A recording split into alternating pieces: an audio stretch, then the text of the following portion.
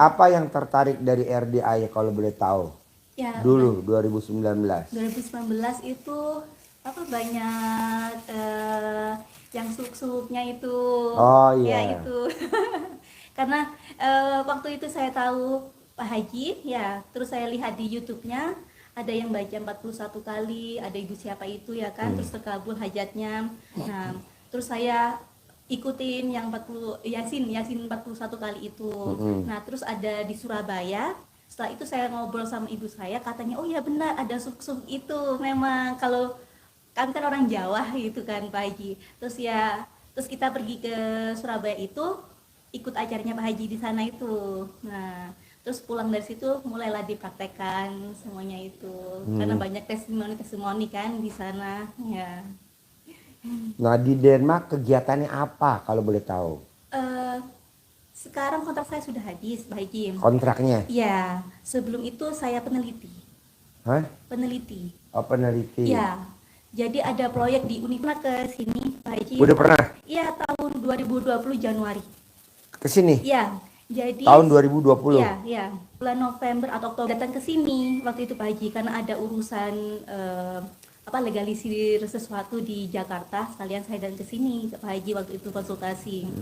Ya karena ada masalah pengurusan visanya semuanya itu, ya kan saya lulusan dari luar negeri, jadi harus ada legalisir yang saya harus Jadi pergi ke waktu sana. SMA di mana? SMA-nya di Sidoarjo. Oke, terus Iya. nerusin kuliah?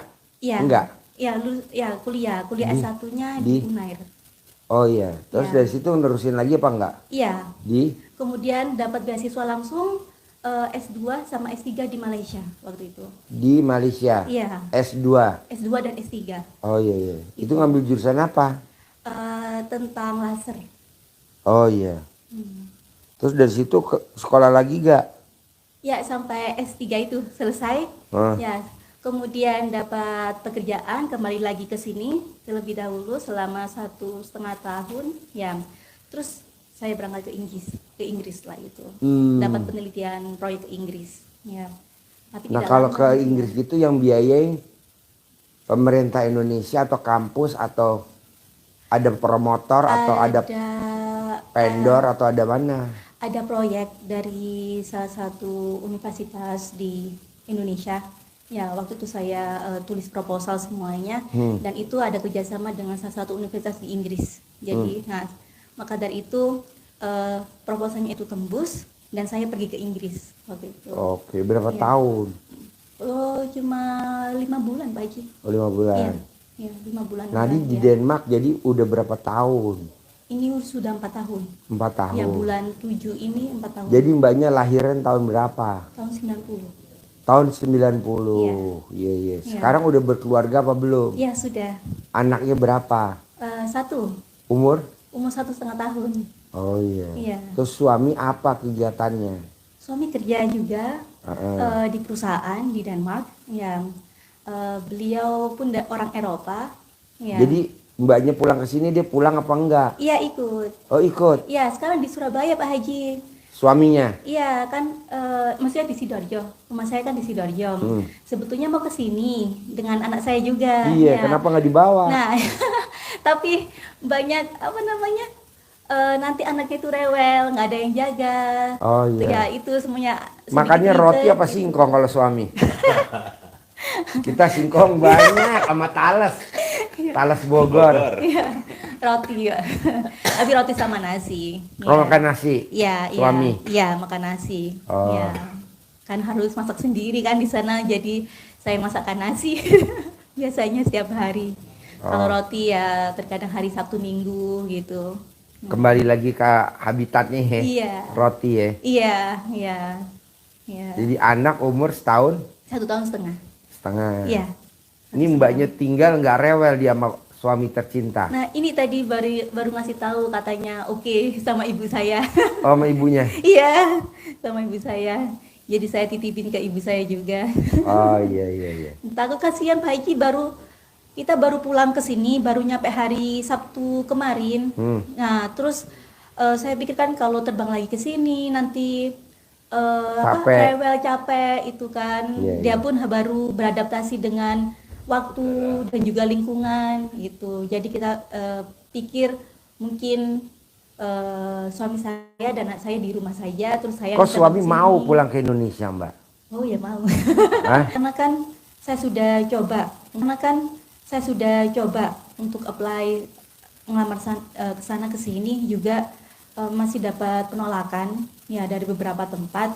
Adapun satu perusahaan itu yang interview saya juga waktu itu, terus saya sudah sedekah juga untuk sebelum interview itu juga Pak Haji. Eh, tapi waktu interview itu enak Pak Haji. Cuma ada satu yang memang kayak ada kendala menurut saya, terus juga nggak diterima. Dapat informasi juga nggak diterima. Terus kemudian yang kedua itu eh, enak sekali, kayak apa ya namanya, seperti udah kelihatan di depan mata ya. Tapi karena saya waktu itu ada masalah di rumah, salah satu keluarga saya ada masalah, itu yang bikin saya jengkel. Nah, kemudian langsung Pak Haji dapat rejection waktu Iya itu. pasti. Langsung Pak Haji. Padahal waktu awal itu ya udah sedekah, udah semuanya itu ya sama pembersih WC itu ya. eh, udah yakin Pak Haji. Terus dapat email itu oke. Selanjutnya udah masuk ke selanjutnya, tahap selanjutnya ya kan. Nah, waktu mau tahap yang kedua itu yang di rumah ada masalah, sayanya langsung jengkel, udah nggak karuan, nah langsung dapat rejection itu, penolakan itu. Saya down lagi. Lemes ya. Iya. Karena saya sudah, mungkin ini sudah yang baik, karena saya sudah suka dengan yang interview yang kedua itu, Pak Haji. Nah kalau interview yang kemarin terakhir yang Mbak idam-idamkan tuh kerja di Indonesia apa kerja di luar? Di Denmark juga. Oh di Denmark juga. Iya, karena suami sudah dapat apa namanya, kerjaan tetap di situ, di Denmark, di perusahaan di Denmark itu. Jadi saya menetap di sana sekalian dengan suami saya. Mbak kalau boleh tahu nih, waktu Mbaknya di Denmark sebelum pulang ke Indonesia, Ya. itu berapa penghasilannya kalau dirupiahin kira-kira? Khusus Mbaknya aja bukan suami. Ya, masih di bawah 100, kira-kira 80-an Pak Haji. 80 juta. Iya, iya. Nah ini yang sekarang Mbaknya apply, Aha. itu kira-kira gajinya berapa? Yang ini kurang tahu, tapi posisinya memang tinggi, gitu Pak Haji. Sampai 100? Kira-kira seperti itu. 100 juta? Iya, kira-kira 100 juta. Itu semuanya sudah kotor ya Pak Haji? Iya, bukannya bersih. Iya. Kalau saya saranin Mbaknya, Mbaknya kan pinter, udah SMA lulus, S1 lulus, S2 lulus, S3 lulus, penelitian sana, penelitian sini. Berarti kan istilahnya IQ-nya lumayan dibandingin IQ-nya kameramen. Nah, mau saya, kenapa Mbaknya nggak ke Allah aja 100%? Nanti Allah kasih Mbaknya juga lebih dari 100%. Karena kan kalau kita bikin takjub Allah, Allah akan bikin takjub kita. Jadi nanti Mbaknya di Denmark tidak bekerja untuk perusahaan, tetapi Mbaknya bekerja untuk diri Mbak sendiri. Dia paksain setiap malam jam 00 sampai subuh baca Quran. Katam 30 juz. Nah Mbaknya baca Quran aja 12 juz. 12 juz setiap malam. Terus Mbaknya nggak usah berprediksi, nanti hari tua gue gimana ya. Nggak usah, udah pasti mulus. Oke. Buktinya Abdurrahman bin Auf kaya raya tajir melintir dengan dibaca Quran. Coba cerita dahsyatnya Abdurrahman bin Auf, coba biar dia termotivasi. Iya.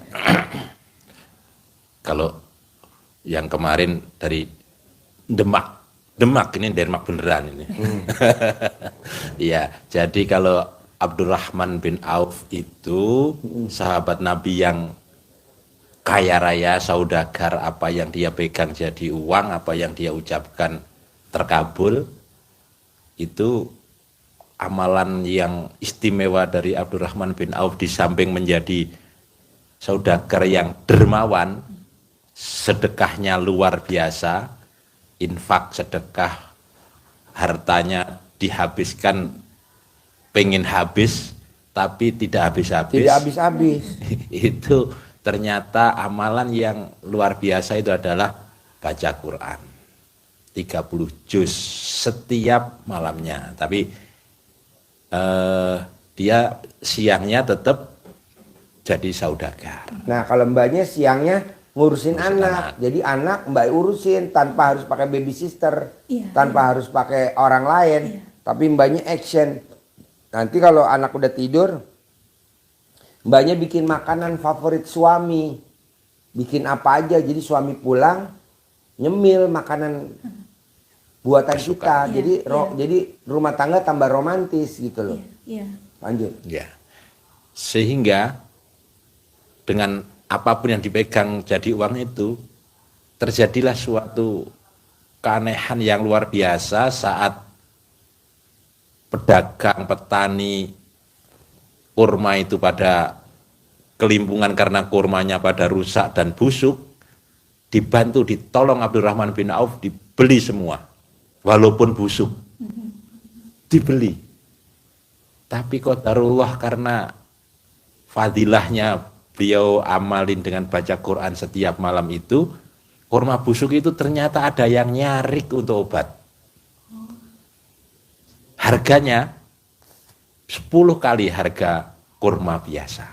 Ini salah satu keajaiban, salah satu karomah yang diberikan oleh Allah kepada beliau. Maka Pak Haji ngajarkan kita untuk bikin takjub Allah salah satunya dengan baca Quran. Ya 12 juz itu menuju. Iya. Kalau kita belum Belum terbiasa 12 juz ya mulai dari 2, 3, 4, lama-lama akan setiap malam terbiasa. Cuma enggak tahu waktu malamnya di Denmark itu tidak terlalu panjang kali. Tergantung, kalau sekarang itu lebih pendek Pak Haji, karena kan musim panas.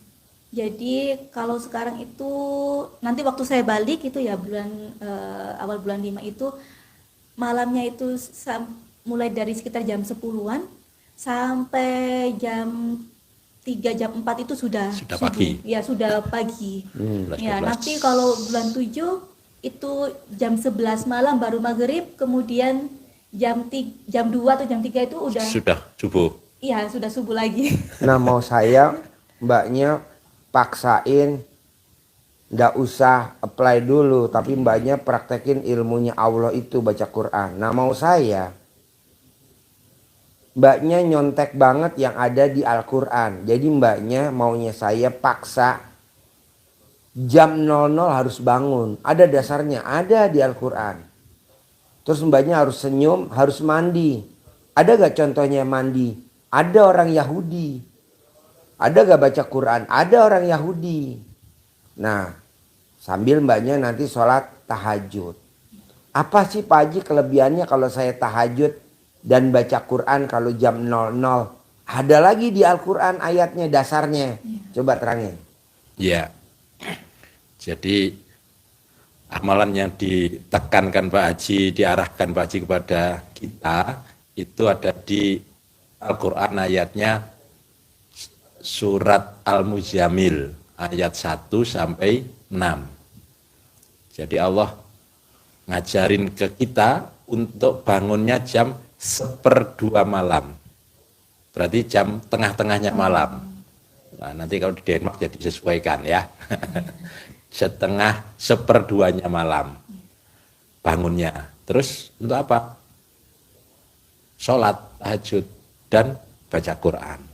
Tadi ditekan Pak Haji, apa sih kelebihannya kita bangun malam, tahajud, dan baca Quran, apalagi ditambah mandi, lebih seger lagi, itu ada ditekankan oleh Allah di ayat yang ke-6, bahwa sesungguhnya bangun malam itu pengaruhnya sangat kuat terhadap jiwa. Jadi mbaknya mentalnya kuat. Nggak akan goyang. Walaupun mbaknya duitnya cuman saldonya kalau dirupain itu 10 juta di Denmark, mbaknya nggak goyang. Pede, pasti nanti ada lagi. Pasti ada lagi. Dengan ada mbaknya saldonya 20 juta, mbaknya nggak goyang mentalnya. Pasti nanti ada lagi. Seperti itu kuatnya. Saya maunya begitu, karena kita merantau kan, Iya, iya, jauh iya. di negara orang. Jadi mentalnya harus kuat. Tapi yang bikin mental kita kuat bukan kita sendiri, tapi karena Allah. Lanjut. Ini yang diterima oleh Abdurrahman bin Auf, yang satu ayat tapi koma, tadi kan koma, ke jiwa pengaruhnya. Dan ini yang lebih dahsyat lagi. Dan ucapan di malam itu, ucapannya menjadi lebih mantap. Nah, jadi mbaknya ngucap aja pasti kejadian. Saya mau gedung itu jadi milik saya di Denmark. Itu jadi milik mbaknya. Itu kantor, saya nanti kantor di lantai 20. Itu mbaknya nanti ngantor di lantai 20. Nanti itu restoran jadi milik saya. Itu restoran jadi milik mbaknya. Nah, saya mau mbaknya nanti di sana punya toko dan punya restoran. Walaupun S3, tapi mbaknya pemilik. Bisa Pak Haji. Banyak tamu RD yang terkabul. Tanpa harus apply sana sini, interview sana sini. Yang ada mbaknya interview orang-orang. Iya, itu baik. Gitu. Iya. Jadi mbaknya ownernya, pemiliknya. Di usia 40 tahun ke atas. Sekarang kan baru usia 35. Iya. Nah, nggak apa-apa nih dipraktekin baca Qur'annya maksa. Paksain bangun jam 00. Tapi maunya saya di umur 40 tahun ke atas, 50 tahun bahkan 60, kita udah jadi pemilik. Kita di Denmark udah punya toko 6 minimal 10. Harus. Restoran kita udah yang punya. Walaupun kita merantau dari Sidoarjo atau dari Indonesia bahasanya, tapi kita di sana berkibar. Kenapa? Mengagungkan nama-nama Allah dengan cara baca Quran. Betul? Betul, Pak Haji. Mantap, Mbak. Jadi owner. targetnya. Jadi owner udah saya sabdain, pasti jadi owner. Amin ya Allah. Pasti jadi owner. Amin. Jadi owner. Gitu. Iya. Tapi awalnya mbaknya di rumah, setelah pagi mbaknya bikin makanan buat suami. Awalnya buat suami. Bikin makanan awalnya buat anak. Ya kan? Trial dulu. Kalau suami bilang Enak. ngagum, enak. Nah, kita kan bangga nih. Nanti kita bikin lagi kreatif. Jadi mbaknya nggak akan dikecilin sama karyawan. Kok gitu? Lah kan gue udah dasarnya udah ada. Apalagi Allah di belakang gue nih baca Quran gue. Nah begitu. Terakhir mbaknya paksain ilmu RDAY. Paksain. Wajib sholat taubat. Ada gak dasarnya Pak Haji? Coba cerita. Sholat Iya. taubat. Jadi sholat taubat itu membersihkan diri dari kesalahan, sifat-sifat yang Dulu waktu Dulu mbaknya SD, SMP, SMA, kuliah tingkat 1, tingkat 2, tingkat 3. ya itu dirangkum Pak Haji dalam 18 sifat. Itu harus bersih. Nah, membersihkannya Pak Haji ngajarinya dengan cara sholat taubat. Wajib. Kenapa harus sholat taubat? Karena ini Mbak, di surat Nuh ayat 10, 11, 12 nanti dipelajari lagi, bukan untuk diwirid tapi untuk menguatkan mental, memantapkan hati, menambah keyakinan. Di situ Allah nyampaikan fakultus taghfiru rabbakum, mohon ampunlah kepada Tuhanmu. Sungguh Allah Maha Pengampun. Nah, apa kelanjutan dari perintah untuk mohon ampun itu? Allah nyampaikan di ayat yang ke 11, 12. Saya ambil yang ke 12 awal saja. Itu ada 5 poin yang dihadiahkan untuk kita. Tapi satu saja yang poin itu adalah wayumditkum bi amwalin. Pasti niscaya Allah akan melipat gandakan harta kalian. Bukan nambah. Dilipat gandakan. Jadi punya apa sekarang? Menggulung, meningkat. Luar biasa. Tadi arahan Pak Haji harus masuk ke feelingnya Mbak Mbak Nini. Iya. Masuk dengan suami say good. Nah, pasti paling tidak suatu saat dia ngajak kawannya makan bareng, undang ke rumah, Iya. makanannya enak banget ini, siapa yang masak? Lama-lama sekantor beliau pesen, lama-lama lingkungan kerjanya pesen, teman-teman kerja yang lain pesen. Jadi yang disabdakan Pak Haji tadi, ya kan? Iya, dapat karyawan malahan. Bukan kita yang diwawancara, tapi Mbak Nini yang wawancarain itu. Nah, sholat tobatnya caranya antara maghrib sampai dengan isya, ambil dari sifat 18 itu diniatkan satu persatu. Karena kita niat untuk membersihkan. Satu dibersihkan sampai 18. Satu sifat 2 rakaat salam. Saya niat sholat sunat tobat 2 rakaat karena Allah SWT, karena saya suka gundah. Itu 2 rakaat salam. Sampai ke yang ke-18.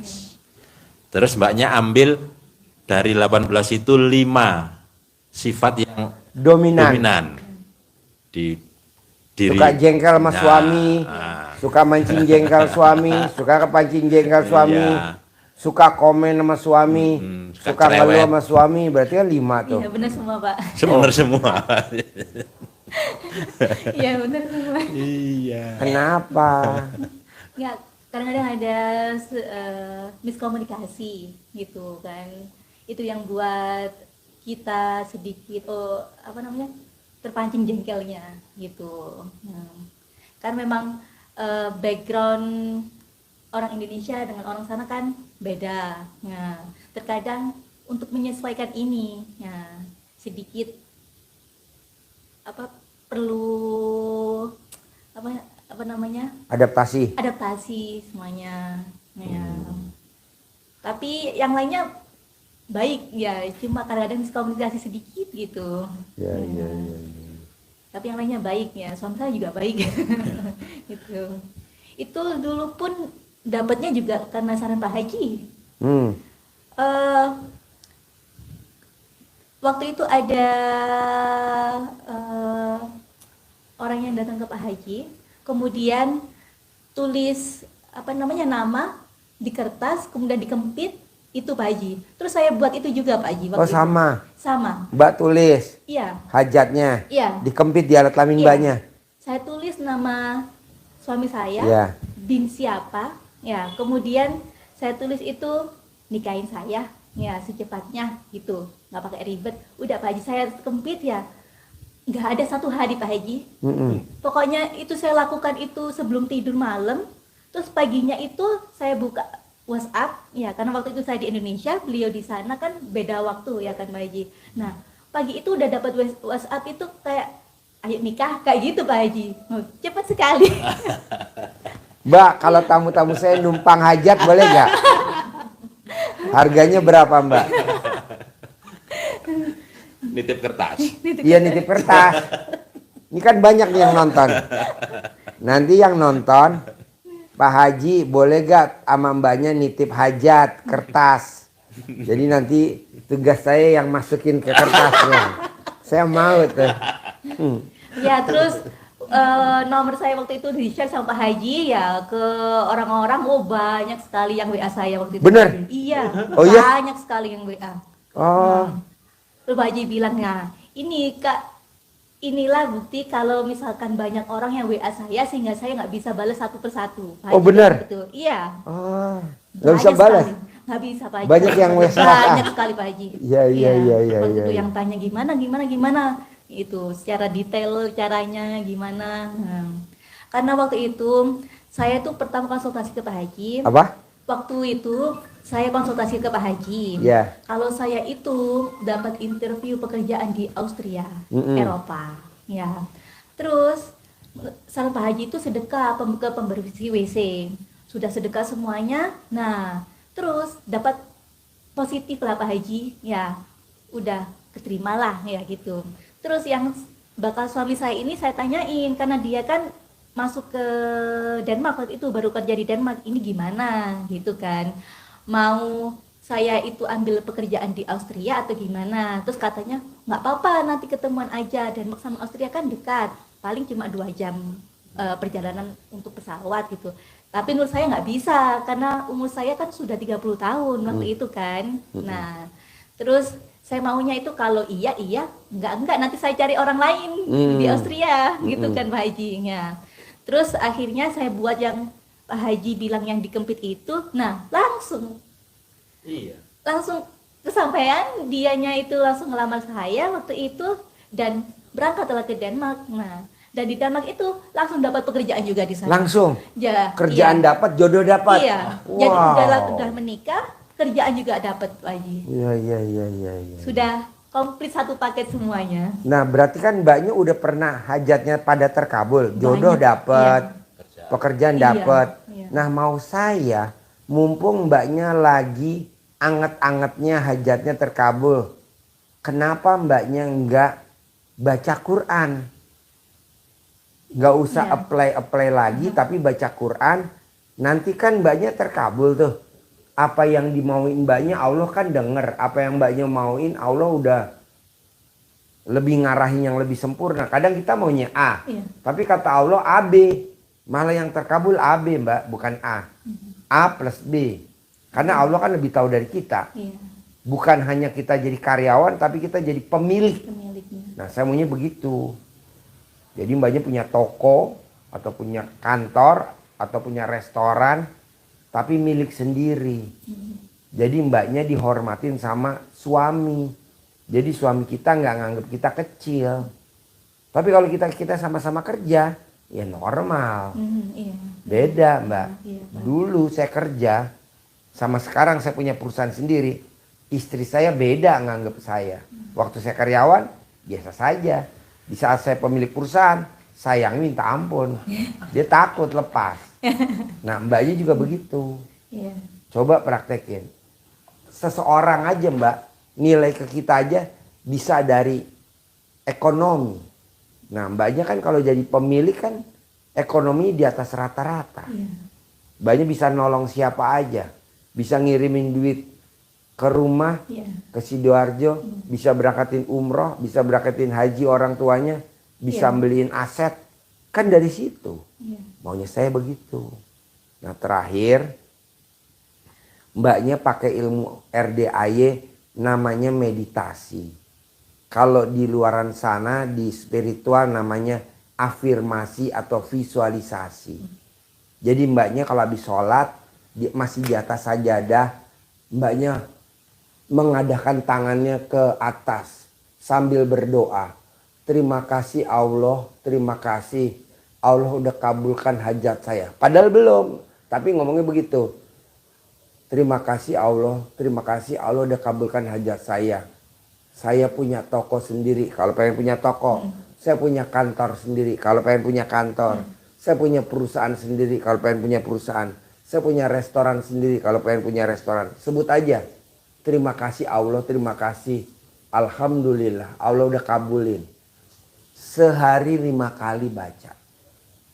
Pak Haji yakin dengan kita mengadakan tangan ke atas Allah pasti kabulin.